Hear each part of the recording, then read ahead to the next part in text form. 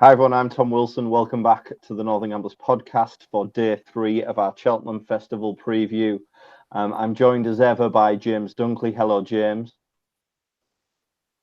Oh, hi Tom. Just caught me in a little bit of reading there going on. It's this new book I've got. It's really good. Second, How are you? I'm good. Yeah, second highest horse racing bestseller on Amazon at the moment.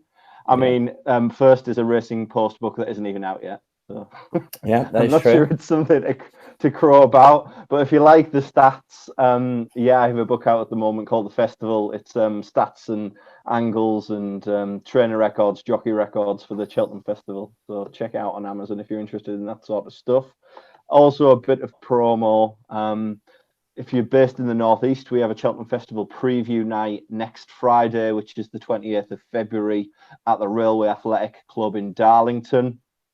Tickets are £10, so come along to that if you fancy it. On the panel are Grant Tour, trainer who trains the horses that we have, Tommy Dowson, jockey for Phil Kirby and rider of Lady Buttons. Queen of the North. Queen of the North, some success this season. Jacob Trotter, who's occasionally on the podcast, and people who follow Twitter will know who he is. Very good tipster. Professional gambler James Dunkley and syndicate manager Tom Wilson. Am I not syndicate manager too?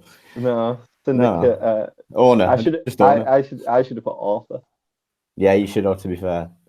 Yeah, you really should have. So we'll do day 3 of the festival, and we will start with the Marsh. I will let you start because I know there's one you really fancy in the Marsh.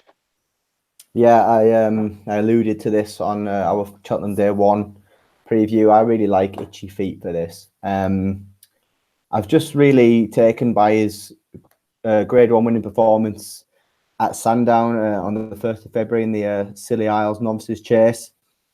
It was only his second start over fences, and it wasn't foot perfect. He did make a couple of mistakes, but the way he finished that race and the way he just cruised up against some pretty decent novices. I'm not going to lie that they weren't amazing, but they were good enough to be going to the festival novices, and he beat them really easily. And it was just, for a second start over fences, it was just really impressive. And for a race like this, he has the sort of hurdling back class as well. He was obviously third in the Supreme last year. He's ran well at Cheltenham twice. He's placed at Cheltenham twice. So yeah, I think there's a lot more to come from Itchy Feet, and it's a market that's quite up in the air at the moment. We've got a few more clues today with Willie Mullins sort of telling us who is and who isn't going for this race. But I mean, I think he was 8-1 when I put him up on our Day 1 preview. I think he's about 5s now, but I still think there's a good chance if as long as Fahim doesn't come here, which he might come, we'll touch on him in a minute. I think he probably will go off favourite, and he's a strong fancy for me. I just realised when I was talking before, I wasn't sharing my screen, so all the good stuff that I was talking about isn't there. Here's the book if you want the book. Jesus. On Amazon. Here's the preview night. Email thenortherngamblers@gmail.com if you want to go to the preview night. The Marsh. In terms of the prep races, there's the Leopardstown Novice Chase that haven't run since 2017 that I used to kind of give winners for this. I mean, of course, the Marsh used to be called the JLT for the other people who don't know. It's been rebranded. The Arkle Novice Chase at Leopardstown's had a couple of winners come out of it and go and run well in the JLT or the Marsh in the past. And then you come to the Scilly Isles, which then fits the profile for your strong fancy Itchy Feet. Yeah, well, definitely Desoy won the Scilly Isles last year, and obviously won the JLT last year as well. So, the trainer records. So Willie dominating 4 wins from 17 runners in this. I mean, the big thing is that they seem to be suggesting today in the Mullins stable tour that Allaho isn't going to the Marsh. So he's going elsewhere, isn't he? And that's obviously that started to shake up the market for a little bit, because I think he was favourite at one point. When I actually wrote this, he was shortest for this. So I think that's now changed. I think that the quote was that he was going to go the RSA, but Willie being Willie sort of left it open, and he, you know what I mean, it's up in the air, but he did allude to the RSA. So yeah, I mean, so it's just tricky to work out which of the Mullins runners is going to go here. Well, it's not because he listed them all. Oh, did he? I've wrote Who's them going down. here then? Well, he said he's sending Easy Game, Melon, Tornado Flyer, and Royal Rendezvous. And he wasn't sure about Faheen. Faheen could come here, he could go RSA, or he might not go at all. And I think they seemed to suggest after the run a couple of weeks ago that was Faheen's kind of Gold Cup for the year. I saw a couple of quotes from Mullins after that race, and that was the one that he was bang on for. So it sounds like Cheltenham might just be a bonus, really. Yeah, so, I mean, he might not go. Yeah, but I don't think he'll go to Cheltenham full stop. But I think some the of the thing stuff is, I've read in the last week.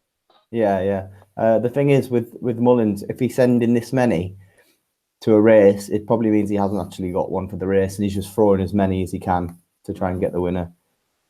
There's no standout, so you might as well. You know what I mean? If he's going to run 4 or 5, fair enough. As I said, there's no novice chaser who's well clear. But the fact that he's sending so many would suggest that he doesn't really know which one's his best one, and he's just throwing as many eggs as he can. The pace for this, I mean, the front running pace bias that I've already talked about a couple of times on the other podcasts for Cheltenham at the festival again bears out here, particularly in the chasers. So just try and find the front runner, and if you just back the front runners all week, I think you'll be all right. When I looked at this, I thought that Alahor Faheen might front run. I didn't think it would suit Easy Game because I think he'll be held up based on what I observed on his last few runs. And Itchy Feet, I couldn't even work out a pace profile for him yet.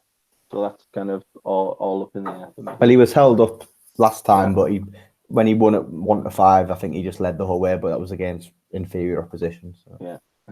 So, but I would say that the pace generally would favour the ones that will be front running in the pack. So as it gets closer to the time and we know who's going, try and take a look at the pace and work it out. I ran some ratings on the Marsh. This is my ratings table. What is so these are class ratings that I have auto generated from Horse Race Base. They're not official ratings. They're just on a numerical scale. If you want to actually, maybe I'll just qualify how they do. They do fairly well in non-handicaps. So 32% in the last 750 races, 32% of the time they found the winner and 21% of the time they found the second place. So 50% of the time, the top two in the ratings will win the race. So who is well rated for this? I did not like Alahor very much on the ratings at all. That's all right because he's not going. Well, yeah, exactly, as we just talked about. Faheen's last run was decent. It comes out fairly well on the ratings. What about Slate House? Like Slate House looks like really nice and progressive. This brown line here. Is he going here? He might be a bit of a underappreciated horse, actually, when I look at it. I would imagine he will go RSA, considering he won the Feltham, the Quarter Star over 3 miles. Mm-hmm. So I would presume there, but I don't know. I haven't seen any quotes or anything, but that's what I would. Yeah, so I'm interested in Slate House now. I'm also and again he's probably not going here, but and I mentioned this to you in a couple of texts a few days ago, but I think Fakir Dudaries is a bit of a forgotten horse. Was a real hype horse at the start of the season, and just because he got beat last time out by Notebook, I think everyone seems to have forgotten him. But yeah, I think he could be a monster. So I really, in doing these ratings, it's made me reconsider some of my opinions on. Is he gonna go Arkle, Fakir Dudaries? I think the problem with Fakir Dudaries was he got beat by Notebook, and he was getting weight that day. Yeah. And now he doesn't get that weight. So if he couldn't beat him then, and now he's not getting, I think it's £7. So people were a bit like, but I'm not sure where he's going to go. I think the vibes are Arkle, but who knows? Yeah, I think he's been a bit forgotten. So I don't mind him having a little nibble at him in some of the markets as well.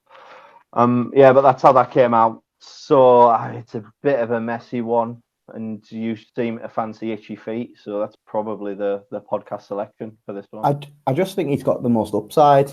He's definitely got the potential. He's won a graded race now. He won the graded race pretty easily.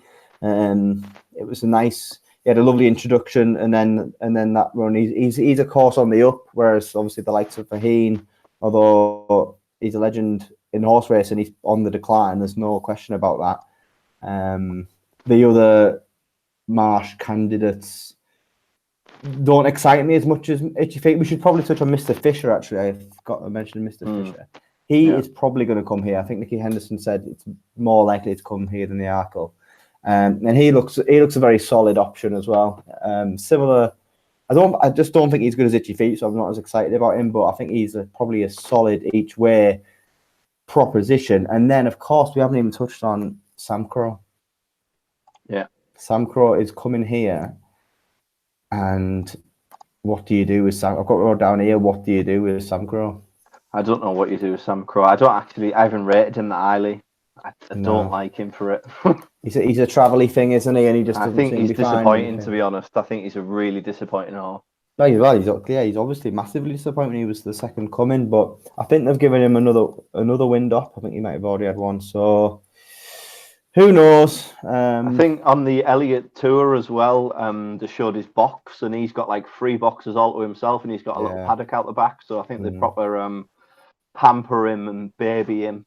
But I'm not sure he deserves it. Yeah, watch him bolt up now. But no, Itchy Feet for me. Yeah, he's the nice one. He looks the progressive one. Looks like there's more to come. Has that decent back class of a hurdler, which you want for a race like this. So I think he's nice.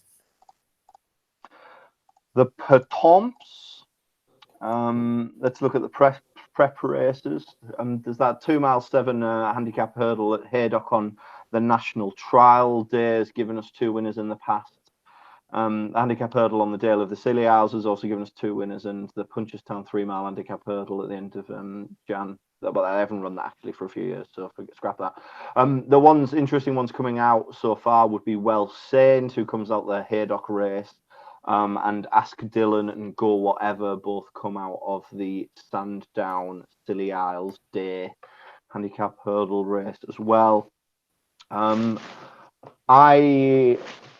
am probably, though, just going to side with anything that Gordon Elliott runs here, and I'm probably going to back a couple of them.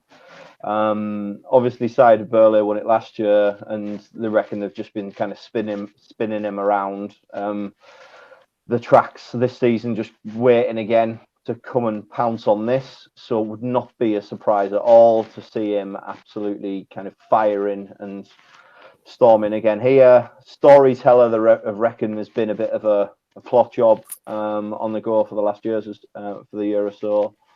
Column of Fire is interesting, but I'm not sure if he's going here as well. I think he's going Martin. Yeah, he's going Martin Pipe. That is, I think, so back that one. So just back Column of Fire for the Martin Pipe, because we know Elliott likes to win that one as well. So I'll probably side with the Gordon Elliott horses in this, and I'll probably back 2 of them. And at the moment, it would be Cider Burley and the Storyteller. I know we're going to do a proper handicap special once we know closer to the time who's going, but any fancies for you at the moment for the Pertomps? What I've got written down is Plot City, as usual. Cider Burley, impressive winner last year, but I mean, there were some decent prices available earlier in the year, but this is the problem with this race. Everyone figures out the plots early, so there's no amazing prices. Obviously, there's a big handicap, so you get prices are okay, but the big prices are all gone. And I've also got written down the Storyteller looks a massive plot. We'll see what weight he gets. We need to see what British weight he gets, because he's obviously his chase mark is obviously a lot higher than his hurdles mark, and you don't know what the British handicapper will do with that. So, yeah, not something I've got massively involved with, to be honest. Yeah. Then we come to the Ryanair. What do you think about the Ryanair? We've got a Plutard, who's the fave at the moment, and then Min. Do you fancy anyone here? I've got a proper rant about the Ryanair, so I'll let you start first. I think it's a decent race this year. It's a good race, yeah. Yeah, I think it's definitely between the top of the market, though. I think the top of the market's like quite strong, actually. I've just wrote some notes down. Obviously, A Plus Tard, probably the right favourite. Obviously, looks massively improving horse. Easy winner at the Cheltenham Festival last year, so obviously been there, done that. Beat Jacques and Possois earlier in the season. Can't knock that far after he came out and won. Maybe a slight negative would be the missed run at the Dublin Racing Festival, but hard to knock him. Henry de Bromhead didn't seem too fussed about missing that race, so I wouldn't worry about it too much. But he's what is he, 3-1 favourite?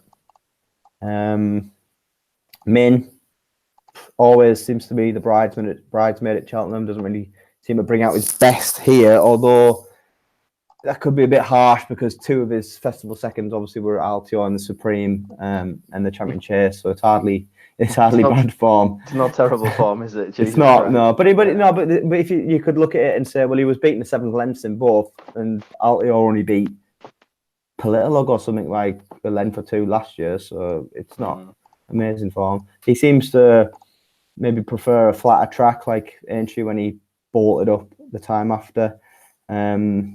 I'm just not sure with Min. He could also get in a bit of a pace battle if they try and lead from the front, which he seems to like to do these days with Frodon, who will be a front runner. Frodon, obviously, brilliant course and distance figures. He's 4 out of 6 over this course and distance. It's actually quite amazing that he's still only an 8-year-old. I presume because he's been around for so long he's older, but no, he's only 8. Obviously won this last year. And I just think he's really, really solid. Obviously, he saves his best for Cheltenham.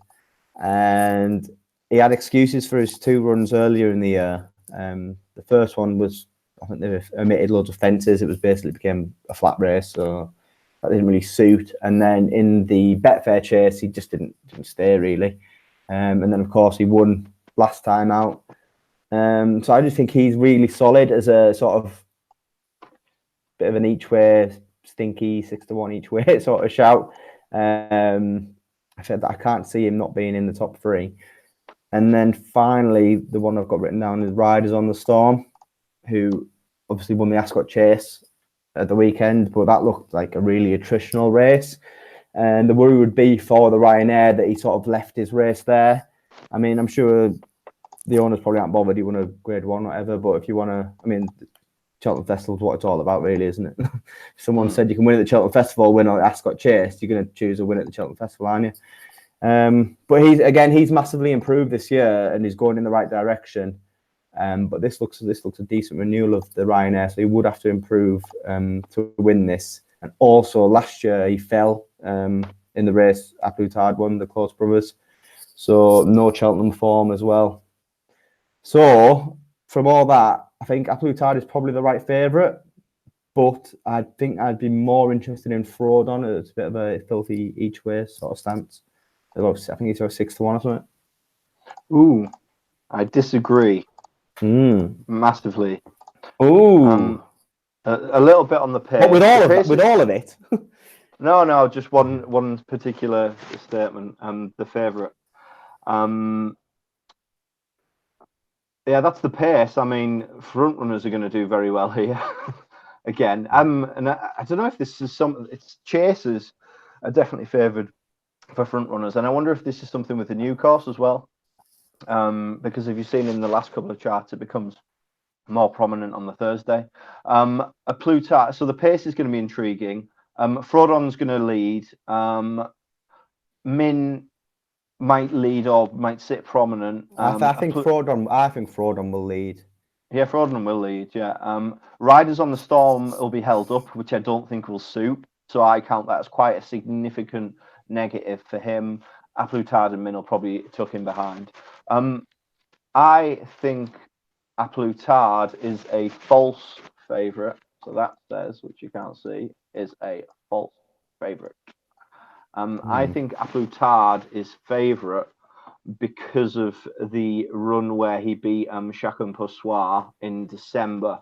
And then everyone's looking at that run from the Dublin Racing Festival where Chacun beat Min quite comfortably, and obviously kind of done collateral form and think that A Plus Tard is has got Min well held.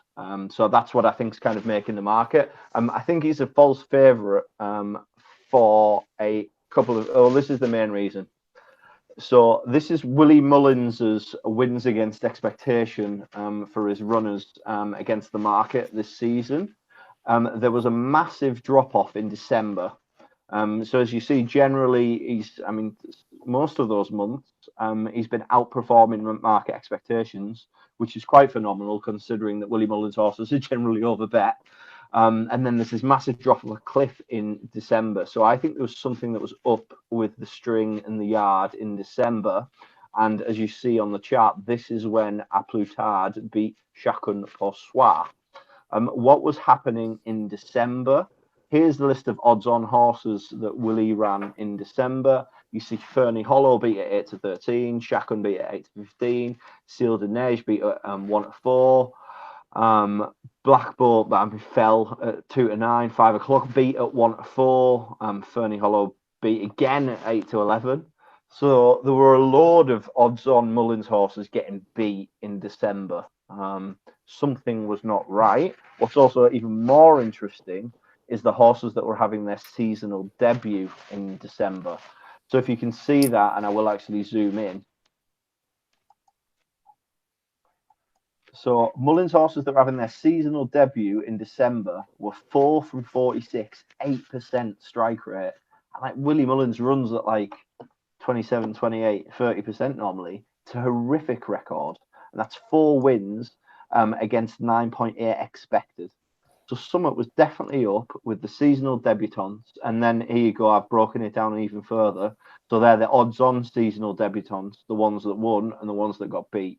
So I think you can just completely write off the A Plus Tard Chacun Pour Soi December form, which is making A Plus Tard the favourite over Min. When I look at my ratings, I just think Min is the best horse, or has historically been the best horse here. So I'm very happy. But do you not think, especially if he is a bit of a pace battle up front, he doesn't get his own way, do you not think that the hill might find him out a little bit? I worry about him up that hill of 2.5 miles. Maybe. I think I've always liked Min. In fact, I always backed Min over Altio when they were in the early days, which obviously was a nightmare. Yeah. But I have a bit of a soft spot for him, and he's always run well. He's always run well when I haven't backed him. I just think I could see him not relishing the hill, the likes of a Fraudon. We know Fraudon is going to see out that trip really well. He'd see out especially, and he loves Cheltenham, has those wins at Cheltenham. He's actually younger than Min as well. Yeah. On his performances this season, and I know he bounced back last time out, but I think he's in decline. Yeah, but no, I explained he had excuses. The first race was basically a flat race, which wouldn't have suited, and then the second race he didn't stay. In the Betfair, it's like 3 miles, 1 furlong. He didn't really see it out, and he didn't. And then I think Paul Nicholls came out and said he wasn't really firing back then. And he always runs better at Cheltenham, and he's coming here off the back of a win. I would, if I was going to bet it, I would bet Fraudon each way. But if I was backing Min, I would back him win only, because I think he'll either win or he'll come or he'll blow up. Yeah, exactly. Yeah. Look at last year. I know they rode him a bit differently, but he was garbage. And then he came out and won by 20 lengths at Aintree. So we're both taking on A Plus Tard then. Yeah. So you're going with the proven course and festival form, and I'm going with just like a class angle on who I think is the best horse in the race, I really want to take on that A Plus Tard form. So. Yeah, fair enough. So then we come on to the stairs, where we have one of the hottest favourites of the week in Paisley Park. Do you think it's possible to get Paisley Park beat? Not unless he falls. He's a horse that I took on all last season, and that was stupid. He's just different gravy to all these. He is just probably at least £8 clear of the lot of them. So unless he falls, and he seems to be quite versatile pace-wise now. He obviously hits the flat spot a little bit, but then as soon as he kicks on from that, nothing can live with him really. I've tried to get him beat. I'm going to get some stick for some of this though. What, from me? So, I mean, this is like some of the prep race or the trials records. I mean, the Cleve is just like the trial for the stayers. 8 winners, I think, from the last 20 or 24 have come from the Cleve. And of course, Paisley Park won the Cleve for the second year in a row. The World's End won the Long Walk, which has been a fair trial in the past. And Emitom won the Rendlesham. There's the trainer records. Nichols 4, they're all big bucks, and Willie with 2. The pace again, front runners. So that might be a win for me to try and get Paisley Park beat. I thought Somerville Boy or the World's End are likely to lead, and I think Paisley Park will be mid-division. So that might be a way for me to get him beat. Then on my ratings, this blue line is Paisley Park, and as you see, he's pretty much the best and the most consistent horse. But there are other kind of peaks and also some troughs in form of the other horses that I might put them in and around him if they run up to their absolute maximum level. I thought Benny with the weight allowance might be interesting, but looks like she's going close. Yeah, she's going Close Brothers. I think I saw today. Yeah, the mares. Yeah, let's not call it the Close Brothers. That could get really confusing. City. I thought the Ballymore performance from City Island, who's been very disappointing this season, might put him in and about on the scene. But the one that I'm going to go for is Somerville Boy. For the pace. The second favourite. Oh, that's a original one. Because of the pace angle, I've rated the Real Keel hurdle race quite highly, and I thought he would have been closer at Paisley Park last time out if he hadn't made a mistake at the last.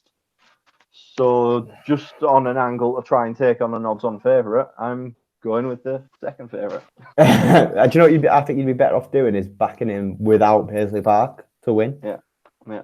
Might be a better angle. I just think he's rock solid. I think if he was trained by Willie Mullins or Gordon Merritt, he'd probably be 1 to 2, maybe even shorter, 4 to 9, something like that.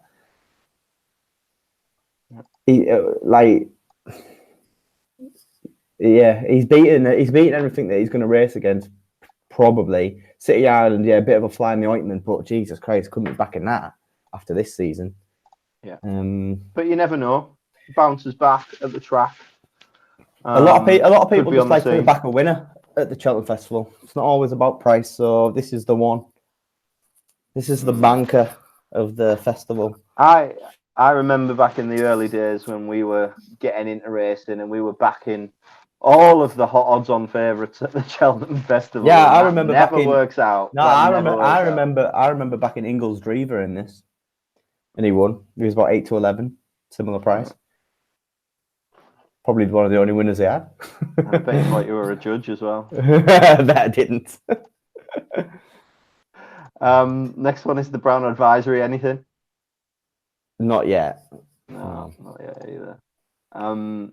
Next one is the Mare's Novice.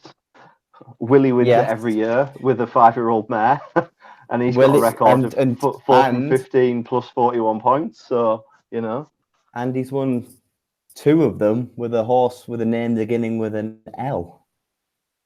And that's also the one I'm going to tip as well. Yes. How do you say it? He's won 3 of them with a horse with a name beginning with an L.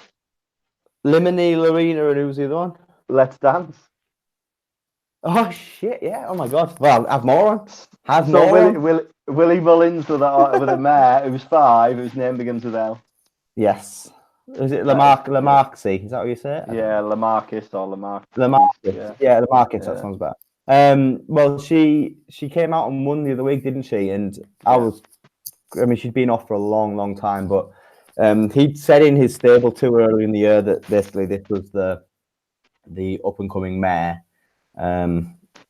So the mare for the mare's novice, and so I thought she was going to win by half the track, and then be like 6-4 or something. Daft 2-1 push, but she travelled really well and then just got really tired late. She still won, but it wasn't as impressive as most people probably thought.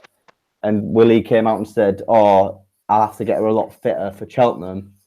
But her price is still decent, considering his record in this race, and considering she seems to be the one. And you'd imagine she would come on quite a lot for that run. It was the first run in like 600 days or something crazy.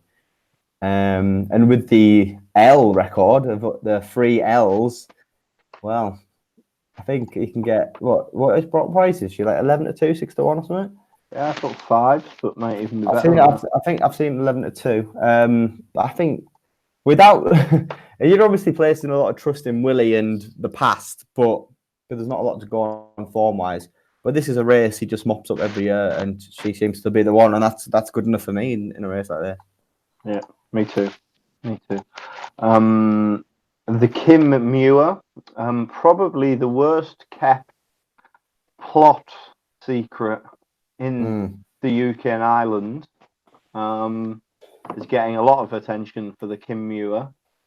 It is. And I basically one stats angle, just back whoever Jamie Codd is riding. Yeah. So here's Jamie Codd's record. 4 from 11, 36%, plus 25 points to Industry SP, plus 32 to Betfair SP. Do you think Jamie Codd will be riding Glenlaw? And will Glenlaw win? I think he will be riding, I guess. Will he win? I mean, it's not, to be honest, the sort of amateur races, I don't really spend that much time on getting involved in. You get loads of runners, all amateur riders. It's usually carnage, and there's just better opportunities within the week. Jamie Codd normally wins. Yeah, you can back that angle if you want. Like, that's fair enough. But this horse hasn't won since 2016. Yes, he placed second in the Pertemps. I think it was the Pertemps, the Delta work, which off like 137, which obviously looks really good form. And he's obviously been plotted for this. You know what I mean? That's apparent for everyone to see. It's no secret. You're not getting a price as well because is he favourite 6-1 or something? So can I find a better 6-1 shot during the festival that has won since 2016? I think I can. So it's not a race for me. He could win easily, but I don't know. I'll let him win. Yeah. Well, I think Glenn will win. But I haven't even looked at it, so yeah. Good. Well, that's Thursday done then.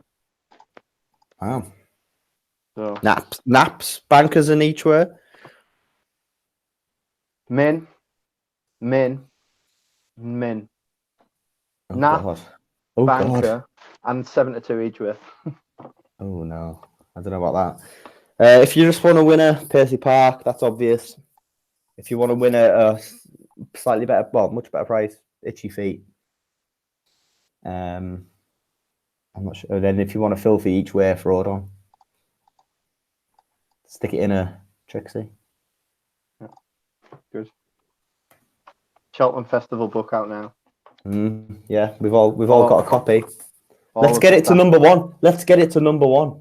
All of the stats. So many tables. Have you ever seen so many tables in your life? They've just seen loads on this podcast. If they're watching on YouTube, subscribe now. Like the video. Yeah. Subscribe, please. I like this. I like doing it on YouTube because I can just get all the graphs out and stuff. Some good graphs today, actually, Tom. That Willie Mullins December graphs and stats, that was really interesting, actually. It's quite proud of that one. Yeah, that was good. I liked finding that one. Do I get paid for advertising if I just hold that up constantly? Yeah. Do we need to do a hashtag ad? Yeah, we do. Yeah, hashtag ad. Hashtag ad. Look at that. So So thanks for listening. Hopefully you enjoyed it. Hopefully we found some winners for the Thursday at Cheltenham. Final reminder, if you want to come to a preview night, Friday 28th of February, Darlington, email the northerngamblers@gmail.com if you're interested. Thanks very much for listening. And if you want to learn more about Cheltenham stats and get involved in that kind of research, The Festival by Tom Wilson is now available on Amazon. Check it out. £10, so you don't have to pay for delivery. Yeah, and there it is. If it's not better than that fucking Racing Post book, your money back. Let's get this to number 1 above the Racing Post. Let's do it. No one likes the Racing Post anyway. The Racing Lies. That's what we call it. Racing Lies is what we call it. Bag of shite. Bag of bones. All right. See you later. Thanks. Bye. Bye.